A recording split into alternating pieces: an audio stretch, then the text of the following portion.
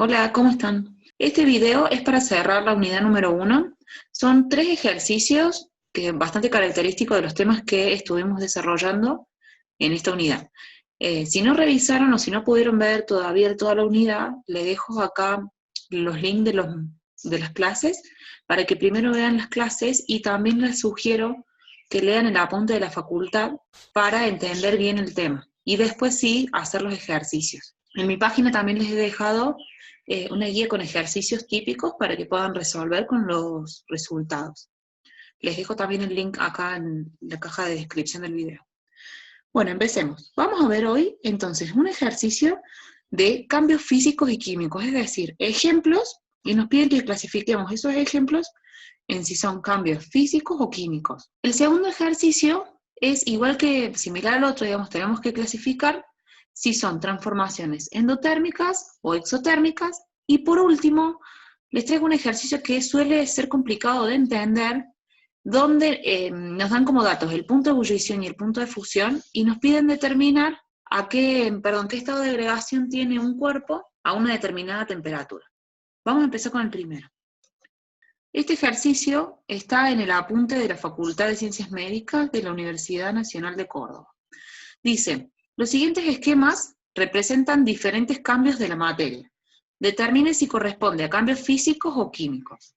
Recordemos que un cambio físico es aquel cambio que altera las propiedades físicas, pero no las propiedades químicas del compuesto de la materia. Por ejemplo, una propiedad física sería la densidad.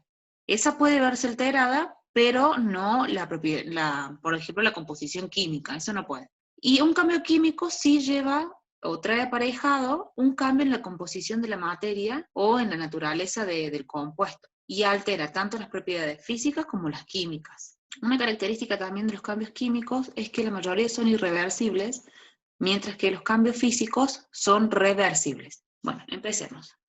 Tenemos acá en el primer dibujo un martillo que está golpeando un material que podríamos suponer que es un metal. Entonces al golpearlo se rompe y se van formando estos pequeños pedacitos.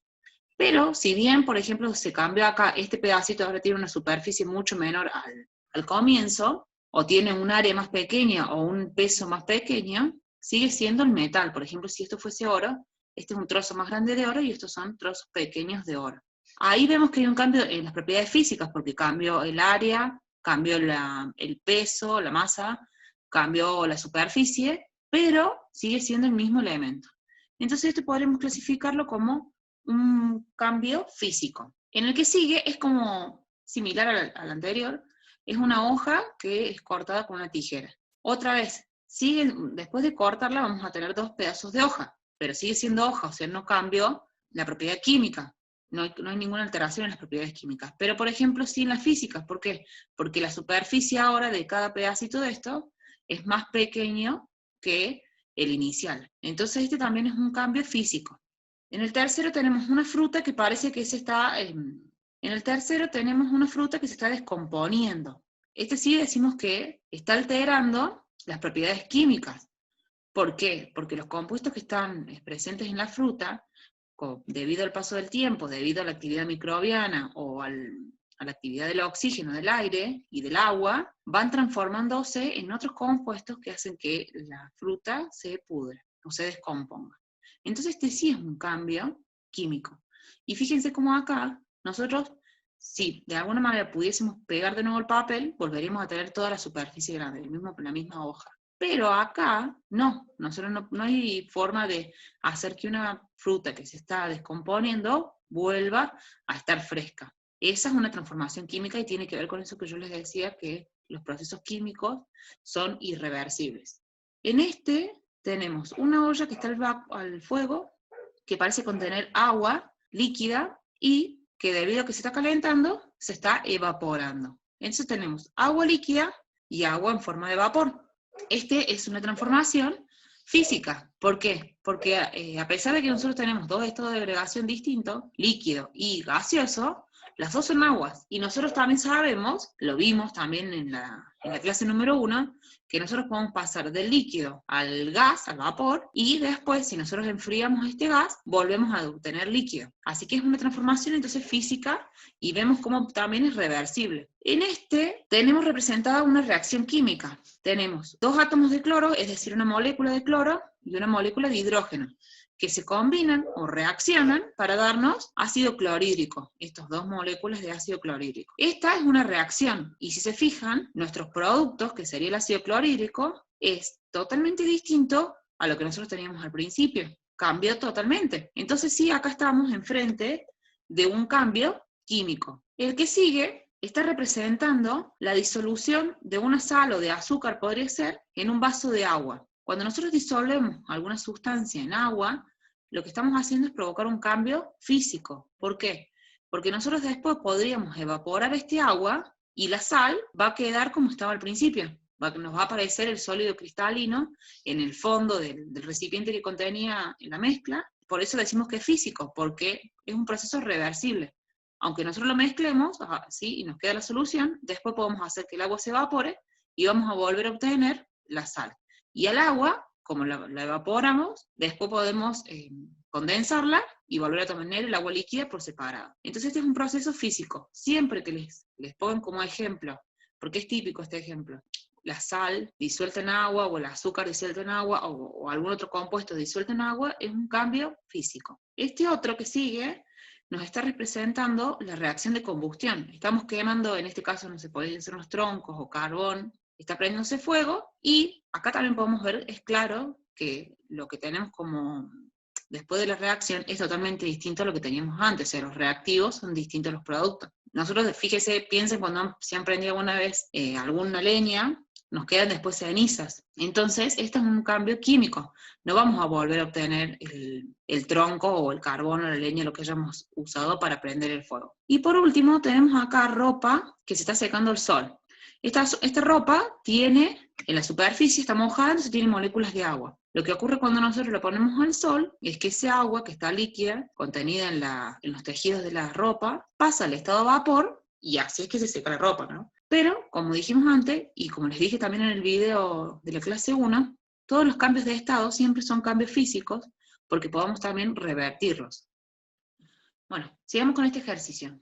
Nos pide que clasifiquemos estos fenómenos en exotérmicos o endotérmicos.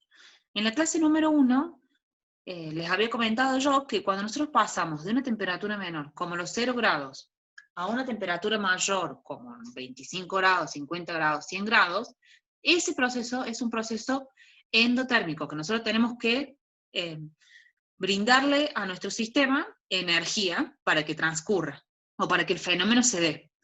Pero si nosotros vamos desde los 100 grados a una temperatura menor, puede ser 25 grados o 0 grados, bajo la temperatura, ese proceso o esa transformación se la denomina exotérmica, porque quiere decir que nuestro sistema está liberando calor al medio. Entonces en este, fíjense que tenemos el cubito que se está derritiendo, el cubito de hielo que se está derritiendo.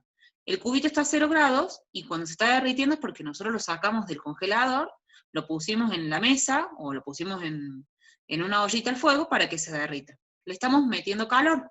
Entonces, este proceso es endotérmico. Y fíjense que tiene que ver con lo que les decía recién, que vamos de una temperatura menor a una mayor. En el siguiente dibujo tenemos una nube, o sea, vapor o gas, y que se convierte en líquido. Si fuese agua, por ejemplo, este gas o este vapor estaría a 100 grados. Y para que se convierta, se transforme en agua, o sea que se condense, tenemos que bajarle la temperatura. O sea, estamos yendo de una temperatura mayor a una temperatura menor. Entonces, como les dije recién, este proceso sería exotérmico. En el tercero, otra vez, vamos del sólido al estado gaseoso. Fíjense que todo esto son los cambios de estado que estuvimos viendo antes, en el video número 1.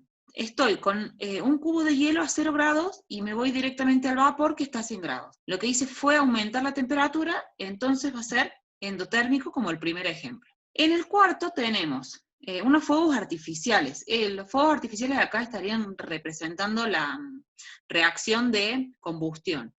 Y la reacción de combustión la vamos a tomar como que es exotérmica, como que libera energía, como cuando nosotros prendemos fuego y sentimos que sale calor de la llama. Entonces vamos a decir que esa es exotérmica. Y por último tenemos acá una plantita que, fíjense que está dibujado acá un sol, una flecha que me dice energía. Esto quiere decir que la plantita se está representando acá la reacción de fotosíntesis. Fíjense que tienen acá dióxido de carbono más agua, en las hojas verdes se da la fotosíntesis. ¿Ven que la flechita está como indicando que ingresa calor a la planta o a la hoja? Bueno, eso me está diciendo que es una reacción endotérmica. De hecho, este es uno de los ejemplos que les puse en las clases, en la clase número 1, que les decía que son de las pocas reacciones que más o menos como que nos las tenemos que tener sabidas. Y por último vamos al tercer ejercicio, que es el que a veces les cuesta más, y dice, dadas las siguientes propiedades, determinar el estado de agregación que tendrán a 0 grados centígrados. Me han dado en esta tabla 3 compuestos, benceno, 2-butanol y acetonitrilo.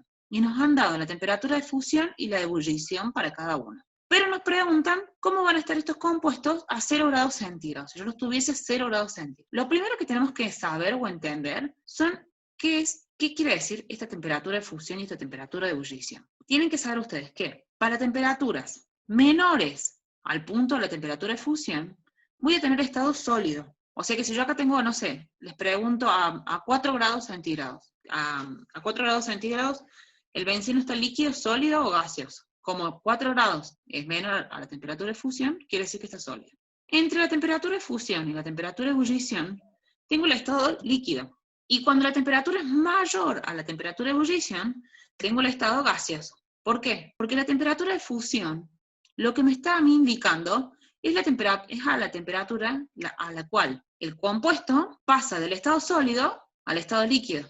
¿Y la temperatura de ebullición qué es? Es la temperatura a la que el compuesto pasa del estado líquido al estado gaseoso, se vuelve gaseoso. Así que ahora, sabiendo esto y ordenando esto, es más fácil pensar en qué estado de agregación están a 0 grados. Ubiquemos este 0 grado acá. Este 0 grados, ¿a dónde está? Acá delante del 5,5 porque es más chiquito. Ahí está. Entonces el benceno a 0 grados está sólido. Ahora, el 0 grados acá ¿dónde está? Acá tenemos la temperatura de fusión es menos 115. Menos 115. Entonces, el 0 grado está en el medio. Está entre menos 115, yo voy subiendo, menos 114, menos 110, menos 100, menos 1, 0, y 100 grados. Entonces acá, ¿cómo está el 2-butanol? Está líquido, ¿ven? A 0 grados va a estar líquido. ¿Y el acetonitrilo? Bueno, ¿dónde ubico el 0 grado? Acá también, porque ven que la temperatura de fusión es negativa, menos 45, o sea que acá está el 0 grado. Voy subiendo, menos 45, menos 40, menos 20, menos 10, menos 1, 0. Y ahí está, ¿ven? Entonces también el acetonitrilo es líquido. Cuando ustedes entienden bien qué significa la temperatura de fusión y la temperatura de ebullición, es muy fácil este ejercicio. Si no les cuesta mucho. Y siempre traten de ubicarlo así, como si fuese en una regla o en una recta, para ver a dónde está la temperatura esa a la que le están preguntando a ustedes. Ahora hagamos el mismo ejercicio, pero me piden a 25 grados. Otra vez, para temperaturas menores a la temperatura de fusión, vamos a tener el estado sólido, entre la temperatura de fusión y la de ebullición el estado líquido, y para temperaturas mayores a la temperatura de ebullición, el estado gaseoso. Ahora ubiquemos el 25 grados centígrados, Bueno, acá tengo 5,5, o sea que no puede estar acá adelante, va a estar acá, en el medio, ahí. Entonces el benceno a 25 grados es líquido. ¿Dónde está acá? También va a estar acá en el medio, 25 grados está acá. Entonces también el 2-butanol es líquido. Y para el acetonitrilo ocurre lo mismo. El 25 grados está entre la temperatura de fusión y la de ebullición. Entonces a 25 grados los 3 compuestos están en estado líquido. Bueno, eso ha sido todo por hoy. Espero que les haya servido. Si tienen alguna duda, por favor les pido que me lo dejen en los comentarios. Lo que les aconsejo primero es que estudien bien toda la unidad, que lean el apunte de la facultad, que está bueno, que se entiende. Lean después, vean también los videos, donde les hago las explicaciones de cada tema, y luego hagan los ejercicios. Si quieren pueden descargar una guía de ejercicios que les dejo en mi página, y también les voy a dejar los links de los videos de estos temas que hemos desarrollado.